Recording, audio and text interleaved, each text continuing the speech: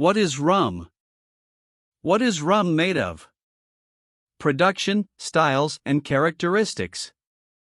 Let me be the first to say, rum will be the next whiskey. Okay, maybe I'm not the first to say that. But I've been talking a lot lately. And I intend to keep talking a lot more. If your last impression of rum was piña coladas on spring break, daiquiris, or hurricanes, then you have to catch up, buddy. The rum that artisanal distillers are making today is of the highest quality and extremely tasty. Believe me, did I ever lead you wrong?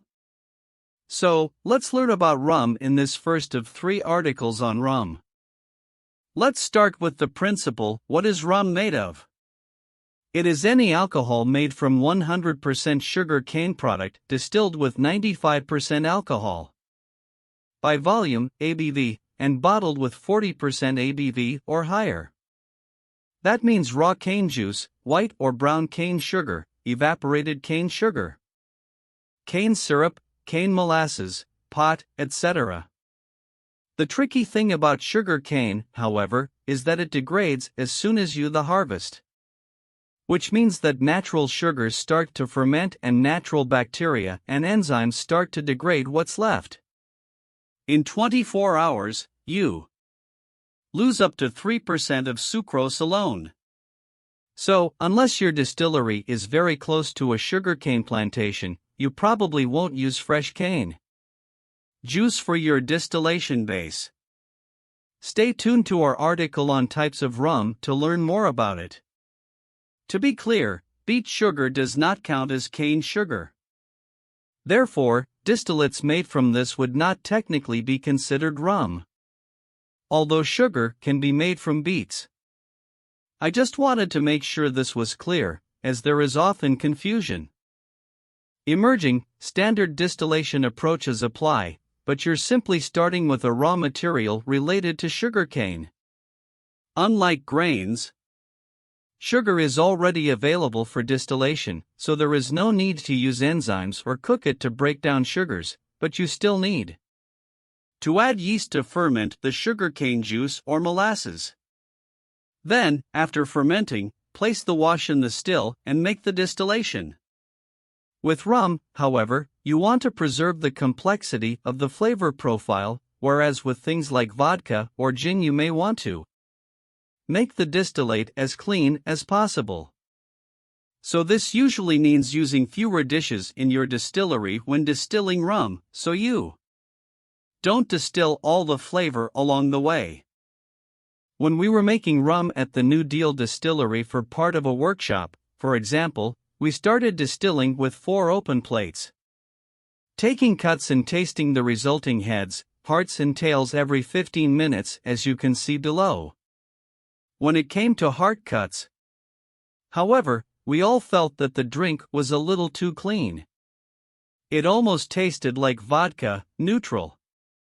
Therefore, we reduced it to just 2 open plates. Because? Well, the more plates you have in place, the more impurities are being removed and the closer you get to pure ethanol alcohol. Now, although impurities can look bad, they also add a lot of complexity and flavor, so this is the fine art of distillation. How much impurity do you want to keep to enhance the flavor while creating a deliciously clean and drinkable drink? It's time to take a sip. That, my friends, is the beauty of rum. Straight from the distiller, if distilled skillfully, it can be quite complex and tasty. 1. That I had recently that fits that classification perfectly is Bayou Silver Rum. When I talk about rum being the next whiskey, honestly, even I'm thinking about aged rum, but this silver? Holy shit, it's an incredible rum. It is creamy with hints of vanilla and maybe even banana. And for a clear spirit, it has a very long finish, which means that you are still enjoying it for a minute or 2 after the last sip. In terms of age things, stay tuned in our article on rum styles. We'll be giving you some suggestions, as well as delving deep into the different styles to explore as you embark on your rum journey.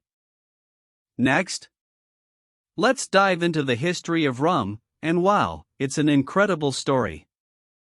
Rum is believed to have been used for the first time in fermented beverages in 350 BC in India. Honestly, it was a key component for the first era of globalization. Slavery, trade routes, colonialism, this delicious drink that went wrong over the years has a complicated past. And understanding the story helps you better understand the ups and downs of rum's popularity and appreciate the artisanal revolution that is taking place today.